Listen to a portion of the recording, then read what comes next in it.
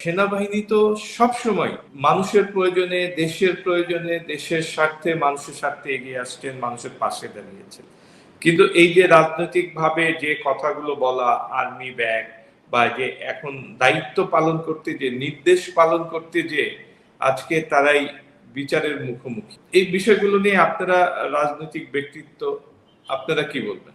প্রথমে আমি এই শরীফ ভাইয়ের সঙ্গে মানে আপনার সহমত প্রকাশ করছি যে আপনার বাংলাদেশের স্বাধীনতা যুদ্ধ থেকে শুরু করে আর কি, যে শহীদ প্রেসিডেন্ট জিয়াউর রহমান উনি যখন আর্মির একজন সাধারণ মেজর ছিলেন, উনি আপনার এই মুক্তিযুদ্ধের ঘোষণার মাধ্যমে মুক্তিযুদ্ধের সূচনা করেছিলেন এবং বাংলাদেশে যে এই পূর্ব পাকিস্তানের বাংলাদেশের যে অফিসাররা রয়েছে তাদের নেতৃত্বেই কিন্তু আপনার সম্মুখ যুদ্ধে আমরা এই স্বাধীনতা অর্জন করেছি এবং সেই মহান যোদ্ধা যারা শহীদ হয়েছেন তাদের প্রতি আমি তাদের শ্রদ্ধা পোষণ করছি এবং যারা জীবিত আছেন এখনো তাদের প্রতি কৃতজ্ঞতা জানাচ্ছি। দ্বিতীয়ত কথা হচ্ছে যে আপনার উনি যে সেনাবাহিনীর যে ভূমিকার কথা বলেছেন খুবই সত্য কথা, বিশেষ করে পার্বত্য চট্টগ্রামের যে 3টি জেলা, এটা আমাদের গর্বিত সেনাবাহিনী, দেশপ্রেমিক সেনাবাহিনী অত্যন্ত দক্ষতার সঙ্গে এবং অনেক প্রাণে বিনিময়, ওখানে কিন্তু অনেক আমার সেনাবাহিনীর ভাইদের রক্ত ঝরেছে, এই রক্তের বিনিময়ে কিন্তু এই যে একটা বিরাট অঞ্চল, এই অঞ্চলকে তারা রক্ষা করেছেন এবং রক্ষা করছেন এবং ওখানেও যারা শহীদ হয়েছেন তাদের প্রতি আমি শ্রদ্ধা জানাচ্ছি তাদের এবং যারা ওখানে সার্ভ করেছেন তাদের প্রতি গভীর কৃতজ্ঞতা জানাচ্ছি। কিন্তু আপনার যে কথাটি আমি বলতে চাই যে যেমন ধরেন আপনার হোসাইন মোহাম্মদ এরশাদ সাহেব, উনি কিন্তু একজন সেনাবাহিনীর প্রধান হিসেবেই তখন নির্বাচিত সরকার যে বিচারপতি আব্দুস সত্তার সাহেব তাকে বন্দুকের নলের মুখে কিন্তু তাকে আপনার পদত্যাগ করতে বাধ্য করেছিল এবং দেশে 9 বছর কিন্তু আপনার শাসন ছিল। যদিও আমরা সেনাবাহিনীর সহযোগিতায় আসলে আপনার, যদিও 9 বছর গণতান্ত্রিক আন্দোলন ছিল, তৎকালীন যে সেনাপ্রধান ছিলেন সেই সেনাপ্রধান আপনার নুরুদ্দিন সাহেব যেতে অস্বীকার করেছেন এবং এরশাদ সাহেব কিন্তু আপনার পদত্যাগ করতে বাধ্য হয়েছিলেন। 2006 সালের ঘটনা খুব বেশি দূরের কথা না, কিন্তু আপনার তখনও 28 ফেব্রুয়ারিতে রাজধানীতে একটা হত্যাকাণ্ড হয়েছিল, মানুষকে সাপের মতো পিটিয়ে মেরে ফেলা হয়েছিল এবং তৎকালীন যে সেনাপ্রধান ছিলেন উনি কিন্তু, আমি তখন লন্ডনে ছিলাম, লন্ডনের একটা প্রেস ব্রিফিং এ উনি বলেছিলেন যে এই যে নারকীয় এই হত্যাকাণ্ড এবং সেই হত্যাকাণ্ডের প্রতিরোধ করতেই তারা এগিয়ে এসেছিলেন। কিন্তু আমরা আসলে কি দেখতে পেয়েছি, আপনার 2007 সালে 8 সালে কিছু ভালো কাজ তারা ডেফিনেটলি করেছেন, কিন্তু আপনার ডেমোক্রেসি অ্যাজ এ ইনস্টিটিউট আপনার তারা কিন্তু এটাকে ধ্বংস করেছেন। সমস্ত রাজনৈতিক দলের মধ্যে অবশ্যই দুর্নীতিবাজ এবং বিভিন্ন ধরনের লোক রয়েছে, কিন্তু রাজনীতিবিদদেরকে একেবারে মানে দুর্নীতিবাজ হিসেবে প্রমাণ করার চেষ্টা করা বা সমস্ত রাজনীতিবিদকে প্রশ্নের সম্মুখীন করা, এই কাজগুলো কিন্তু তারা করেছিলেন। এবং আরো একটা জিনিস, আমার ভাই উনি সাবেক সেনা কর্মকর্তা, আপনি জানেন যে বাংলাদেশের যে মানচিত্র, বাংলাদেশের মানচিত্র আমাদের 3-3.5 দিক থেকে আপনার ভারত, আর এক অল্প অংশ জুড়ে বার্মা, আর একদিকে বঙ্গোপসাগর। আমরা কিন্তু যদি আল্লাহ না করুক আপনার কোনো বহিঃশক্তির আক্রমণের শিকার হই, সেটা কিন্তু প্রথম আমাদের প্রতিবেশী থেকেই আসার সম্ভাবনা থাকে। আজকে আপনারা দেখবেন যে সেনাবাহিনীর বিভিন্ন ট্রেনিং প্রোগ্রাম, উনি আমার চাইতে ভালো বলবেন, আমি একজন সিভিলিয়ান, আমার শুধুমাত্র শরীফ ভাইদের মতো কিছু বন্ধু বান্ধব রয়েছেন যারা আর্মিতে কাজ করেছেন বা এখনো করেন, এরকম তারা যতটুকু তাদের পেশাগত ইথিক্সের আওতার মধ্যে যতটুকু বলতে পারেন, সে থেকে যে আমার যে জ্ঞান তাতে আমি বুঝতে পারি যে আপনার অনেক ট্রেনিং এখনো ভারতে হয়, অনেক কিছু এক্সচেঞ্জ হয়। তো আপনার সেটা একটা আপনার সেনাবাহিনীর মানে আমাদের দেশের সার্বভৌমত্বের জন্য কতটা উপকারী সেটা তারা ভালো বলতে পারবেন, কিন্তু এটা একটা কিন্তু প্রশ্নবোধক চিহ্ন থাকে। এবং আমি যে কথাটি বলেছি যে আর্মি ব্যাক, হয়তো অ্যাজ এ হোল আর্মি এটা দায়ী না, এটা শরীফ ভাই খুব সঠিকভাবে বলেছেন এবং আমি এটা স্বীকার করছি। কিন্তু আপনার সেই সময় যারা ছিলেন জেনারেল মইনু আহমেদ বা আপনার এই যে পরবর্তীতে অস্ট্রেলিয়ার হাই কমিশনার হয়েছিলেন, এইরকম কিছু কিছু সেনা কর্মকর্তা যারা তৎকালীন ছিলেন, আপনার 9 ডিভিশনের জিওসি বা কুমিল্লার মাসুদউদ্দিন চৌধুরী, জি জেনারেল মাসুদউদ্দিন চৌধুরী, আপনার ইভেন তারেক সাহেবকেও তো আপনার যারা মানে মারধর করেছেন, এবং শুধু মারধর বললে ভুল হবে, ওনার তো আপনার মানে শরীরের হাড় ভেঙে দিয়েছেন। শরীরের হাড় ভেঙে দিয়েছেন। এটা কিন্তু এই আপনার এই যে হোল সেনাবাহিনী দায়ী না, কিন্তু সেনাবাহিনীর কিছু দুষ্কৃতিকারী সদস্য তো অবশ্যই দায়ী। এখন হ্যাঁ, আমরা যখন কথা বলি তখন জেনারেলাইজ করে ফেলি, এটা এটা দুর্ভাগ্যজনক, এটা ঠিক নেই। আমি শরীফ ভাইয়ের সঙ্গে একমত যে যারা এই যে সেনাবাহিনীর পোশাক পরা অবস্থায় আপনার সেনা পোশাককে অবমাননা করেছেন, তারাও কিন্তু আপনার আইনের ব্যত্যয় ঘটেছেন।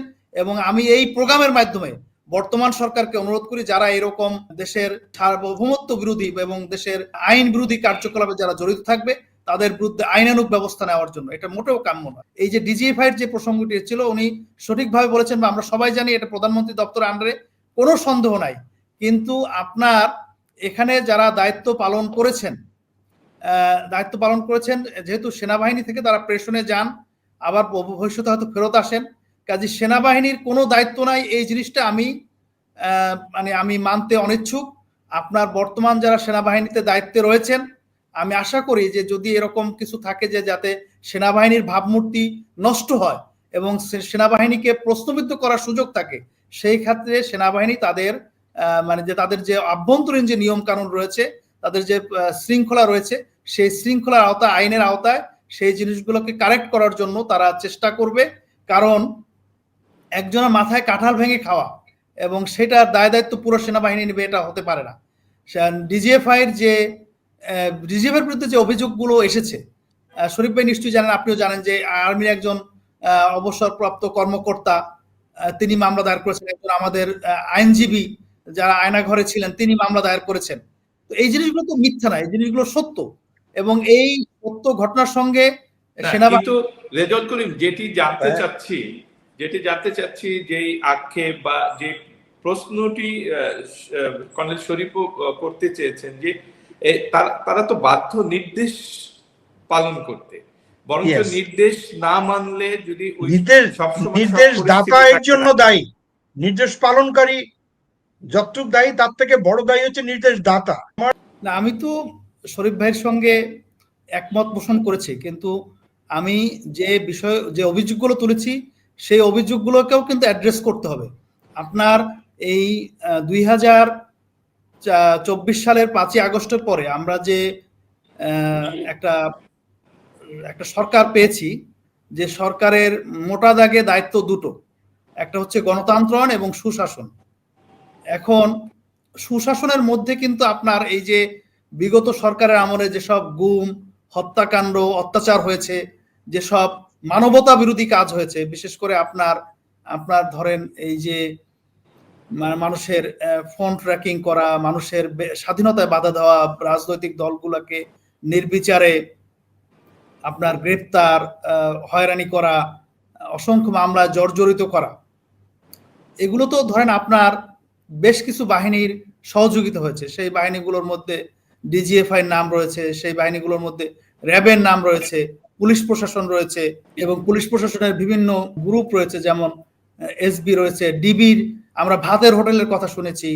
তারপর আপনার অনেক ক্ষেত্রে বিজিবিকে ব্যবহার করা হয়েছে। এবং আপনি জানেন যে একটা আওয়ামী লীগ সরকারের ক্ষমতায় যাওয়ার 1-1.5 মাসের মধ্যেই আপনার 57 জন অফিসারকে নির্মমভাবে হত্যা করা হয়েছে আপনার সেই বিডিআর এর পিলখানাতে। তো এই সব বিষয়গুলো কিন্তু আপনার যেমন ধরেন আপনার এই যে বর্তমান সেনা প্রধানের কথা বলেছেন, উনি একটা বক্তব্য বলেছেন, ওই বক্তব্য এখনো আমার কাছে রেকর্ড আছে, যে there is no but if, এই আপনার যে বিচার হয়েছে সেই বিচারের ব্যাপারে কোনো কথা বলা যাবে না। এবং এই হত্যাকাণ্ড আপনার শুধুমাত্র কোনো সেনা কর্মকর্তাদের জড়িত ছিলেন না, এটা বিডিআরই ঘটিয়েছে। তো ওনার কথা সঠিক হতে পারে, আপনারা, এটা আমি বলছি না যে উনি ভুল বলেছেন, কারণ আমরা তো সন্দেহ করতে পারি, কারণ বিগত সরকারের এইখানে একটা গ্রেট নেগলিজেন্স ছিল, যে আপনার এতগুলো অফিসার, আপনার হত্যাকাণ্ড হলো, কোনো গোয়েন্দা রিপোর্ট ছিল না, আপনার সেখানে কোনো আর্মিকে দিয়ে তাদেরকে রিকভারির কোনো ব্যবস্থা করা হলো না। কাজে আমরা কিন্তু সন্দেহ করতে পারি যে এই হত্যাকাণ্ডের পিছনে মোটিভ ছিল, এই হত্যাকাণ্ডের পিছনে ষড়যন্ত্র ছিল, এবং আমাদের যে চৌকস সেনা কর্মকর্তাদেরকে হত্যা করা হয়েছে। তো এইরকম হত্যাকাণ্ড থেকে শুরু করে যেসব হত্যাকাণ্ড হয়েছে, যেসব নির্বিচারে আপনার গুম হয়েছে, আমার একজন সহকর্মী, উনি এখন অস্ট্রেলিয়াতে আছেন, উনি একজন ইউনিভার্সিটির শিক্ষক, তাকে গুম করে রাখা হয়েছিল। আপনার আইনজীবী এবং সেনাবাহিনীর কর্মকর্তারা পর্যন্ত কিন্তু রেহাই পায় না।